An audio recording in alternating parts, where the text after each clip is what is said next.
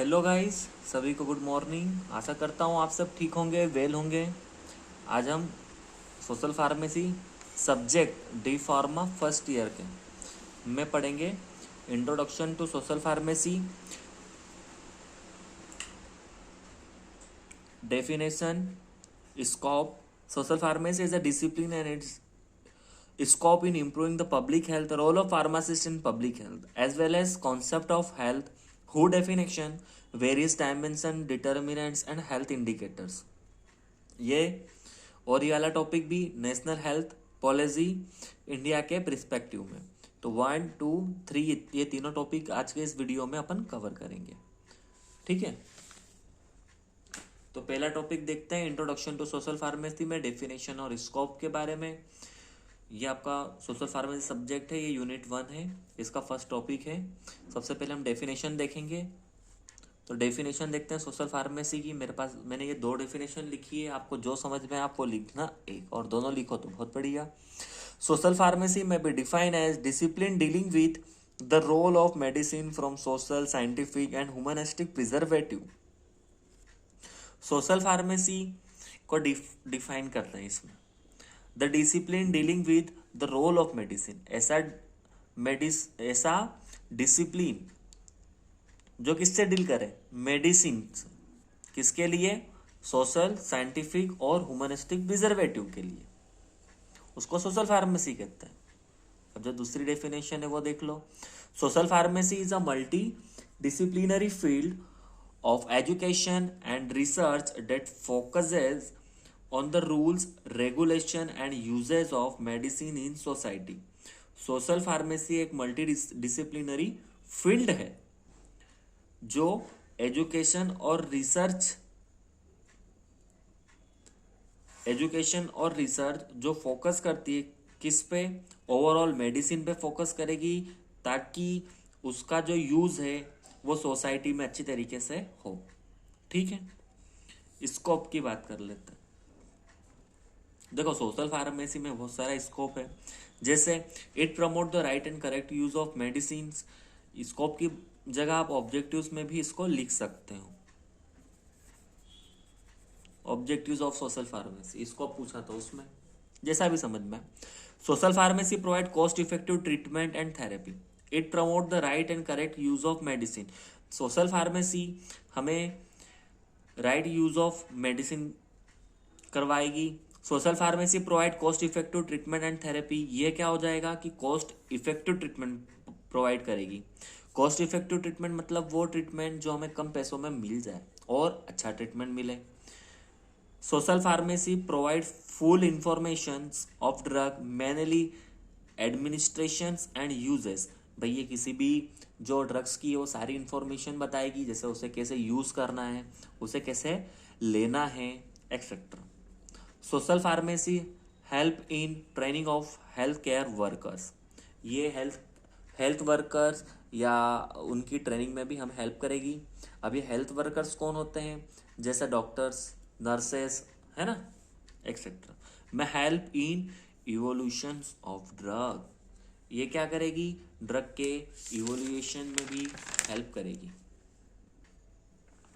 तो अब हम रोल ऑफ फार्मासिस्ट के बारे में देख लेते हैं। रोल ऑफ फार्मासिस्ट मतलब फार्मासिस्ट की भूमिका क्या होगी। देखो पहला है रिव्यू प्रिस्क्रिप्शन। रिव्यू प्रिस्क्रिप्शन का मतलब वो कि जैसे डॉक्टर ने दवाई तो लिख दी, अब जब जो कस्टमर है वो अपने पास आएगा, मतलब मेडिकल पे गया, वहाँ उसने फार्मासिस्ट को बोला कि मुझे दवाई दे दो, तब डॉक्टर क्या, वो फार्मासिस्ट क्या करेगा, उसे दवाई देगा। लेकिन दवाई देते समय फार्मासिस्ट का कर्तव्य होता है कि उसके जो डॉक्टर ने रिव्यू लिखा है, जो प्रिस्क्रिप्शन लिखा है, उसको एक बार चेक कर ले। A pharmacist must have to check a review or review a prescription of a patient at the time of dispensing drug. If there is some mistake, then tell patient to contact the doctor। अगर उसको ऐसा लग रहा है कि नहीं ये जो डॉक्टर ने दवाई लिखी गलत है, तो उसको पेशेंट को कह देना चाहिए कि आप एक बार डॉक्टर से सलाह ले लें। दूसरा है प्रोवाइड हेल्थ काउंसलिंग। देखो this is the main role of pharmacist. Pharmacist must have it is the main role of pharmacist Pharmacists must have to share the knowledge about patient disease, their related drugs and its effect and about it controls.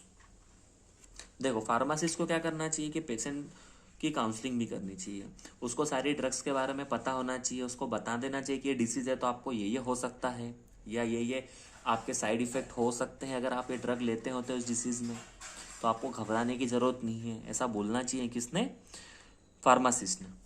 देखो conducting health care programmes, अब जो pharmacist है उसने सबको force भी करना चाहिए कि आप ये प्रोग्राम हो रहा है अपने यहाँ, आप इसमें पार्ट लो, है ना, या नहीं भी हो रहा है तो इसको करवाना चाहिए फार्मासिस्ट को। Pharmacist must have to take part और conduct the health related programme which में रन बाय गवर्नमेंट और in particular organisation such that a information taken by a population.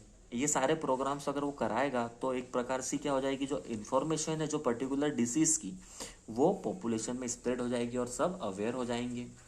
Identify the effect of drug, अब जैसे कोई सी बहुत सारी drugs होती है उनके कुछ इफेक्ट होते हैं तो फार्मासिस्ट का कर्तव्य रहता है कि उस इफेक्ट को वो पेशेंट को बताए, या अगर कुछ ड्रग्स का इफेक्ट हो रहा है तो पेशेंट में आइडेंटिफाई कर ले कि ये पर्टिकुलर में ये इफेक्ट हो रहा है और उस पेशेंट को बता दें। If any drug show some type of effect to patient such effect में आइडेंटिफाइड बाय फार्मासिस्ट। अब है पांचवा patient history. Pharmacist have a knowledge about the history of patient such that as well drug use to treat the patient. अब जो pharmacist है उसको patient की थोड़ी बहुत हिस्ट्री मालूम पड़ना चाहिए, जैसे कि कोई सा पेशेंट है उसको डायबिटीज़ है तो उसको मालूम होना चाहिए कि उसको फार्मासिस्ट को किस प्रकार की जो दवाइयाँ हैं वो देनी चाहिए, प्रिस्क्राइब करनी चाहिए पर्टिकुलर पेशेंट को। अब जो इसमें सेकेंड टॉपिक है वो है हु डेफिनेशंस ऑफ हेल्थ। ये हमारा फर्स्ट टॉपिक कंप्लीट हो चुका है। अब अपन पढ़ेंगे concept of health, who definition, various dimension, determinants and health indicators. तो पढ़ते हैं। ये जो हु है, हु क्या है, ये एक वर्ल्ड हेल्थ ऑर्गेनाइजेशन है जिसमें लगभग 206 देशों का एक समूह बना हुआ है ना। अब इसके अकॉर्डिंग जो हेल्थ की डेफिनेशन देख लेते हैं। Health define as a state of complete physical, mental और सोशल वेलबींग। अब हु के हिसाब से हेल्दी कौन है कि जो फिजिकली ठीक हो, मेंटली भी ठीक हो और सोशली भी अच्छा हो, उसको कहेंगे हेल्दी पर्सन, या वो अच्छा हेल्दी है। अब डायमेंशंस ऑफ हेल्थ, हेल्थ के कुछ डायमेंशंस होते हैं, जैसे ये तो हेल्थ की डेफिनेशन है। देखो complete physical, mental and social wellbeing जो होगा उसको अपन हेल्दी कहेंगे, या ये हेल्दी। अब इसके कुछ डायमेंशंस होते हैं, जैसे फिजिकल हेल्थ। फिजिकल हेल्थ में क्या होगा कि आपकी जो बॉडी है, जो भी पर्सन है, पर्टिकुलर पर्सन, उसकी बॉडी को नॉर्मल फंक्शनिंग करना चाहिए, जैसे उसका हैंड मूवमेंट कर रहा है, जैसे वो वॉक कर रहा है, तो normal functioning and growth of all parts of the body.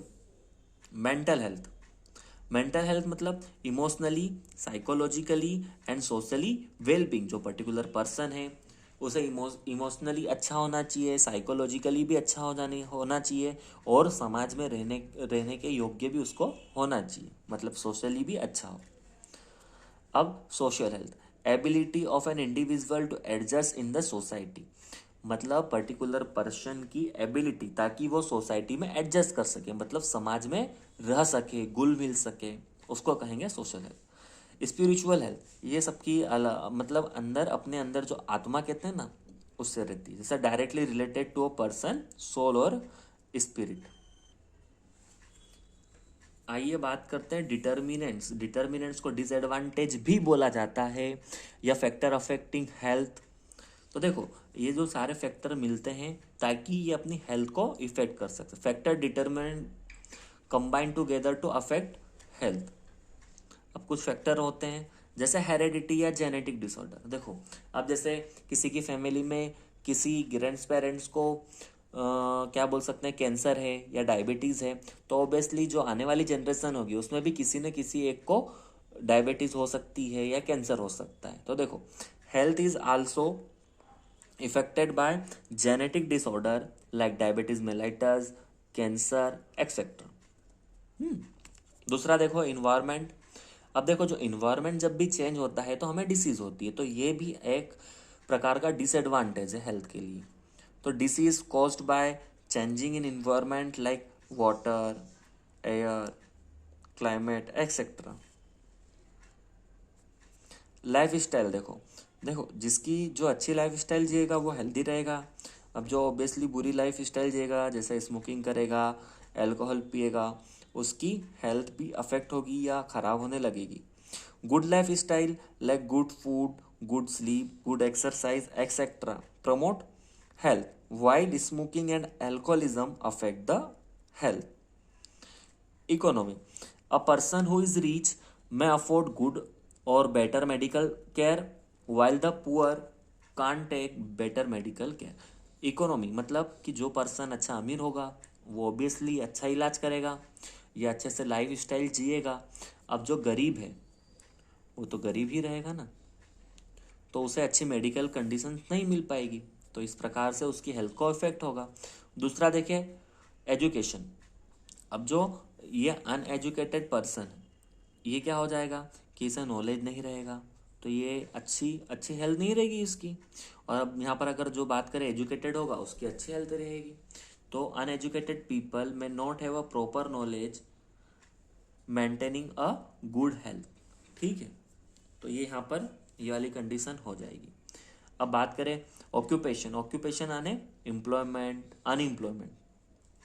Due to lack of occupation people can't take good health substance और material like medicine, nutrition etcetera. अब देखो जो ऑब्वियसली गरीब है तो वो तो नहीं ले पाएगा ना अच्छे से न्यूट्रिशन, फूड भी नहीं ले पाएगा, है ना, तो ये भी एक इफेक्ट करती है।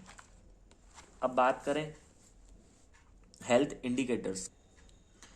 अब हम बात करते हैं हेल्थ इंडिकेटर्स की। हेल्थ इंडिकेटर्स मतलब कि जो हमें हेल्थ के बारे में बताएं उसे हेल्थ इंडिकेटर्स कहते हैं। It help to measure a change in the health of society, community and country. अब इसमें है मोर्टेलिटी रेट। मोर्टेलिटी रेट को डेथ रेट भी कहा जाता है। इसमें क्या होता है कि जो नंबर ऑफ डेथ है ना, मतलब अगर 1000 लोग हैं और ऊपर नंबर ऑफ डेथ बताई जाती है, ठीक है, 1000 में से कितने लोग मरे किसी डिसीज के कारण, उसको कहते हैं mortality indicator. Number of death पर 1000 number due to any disease. By determining the mortality rate in a community indicates the health status of society. यदि हम मोर्टेलिटी रेट के बारे में अगर हमें पता चल जाए तो हम किसी भी सोसाइटी का हेल्थ स्टेटस बता सकते हैं। अब मॉर्बिडिटी की बात करें तो मॉर्बिडिटी क्या है? Morbidity measure the occurrence of disease in a population in a particular area और country in a particular time भी लगा सकते हैं इसमें अपने हिसाब से, ठीक है। तो मॉर्बिडिटी क्या है? मेजर किसका? किसी डिसीज का जो कि एक पर्टिकुलर एरिया में हो। तो मॉर्बिडिटी मतलब कि किसी एक डिसीज का हो, मतलब कितने लोगों को एक डिसीज हो गई है उनका मेजरमेंट निकालना मॉर्बिडिटी है।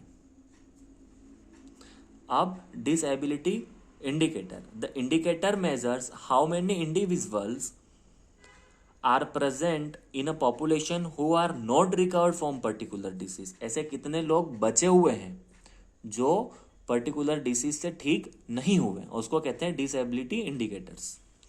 Nutrition status, nutrition status rate. This rate are use to check the health of an individual in a population. Particular जो अकेला व्यक्ति है उसकी जो हेल्थ कंडीशन है वो चेक कर सकते हैं अपन इससे। Health service indicator, these are the ratio of health servicers like doctor, nurse, compounder etcetera. अब देखो जितने ज़्यादा हेल्थ सर्विसर होंगे उतनी जल्दी अपन ठीक होंगे या जो पर्टिकुलर एरिया है उसमें बीमारी ठीक हो सकती है।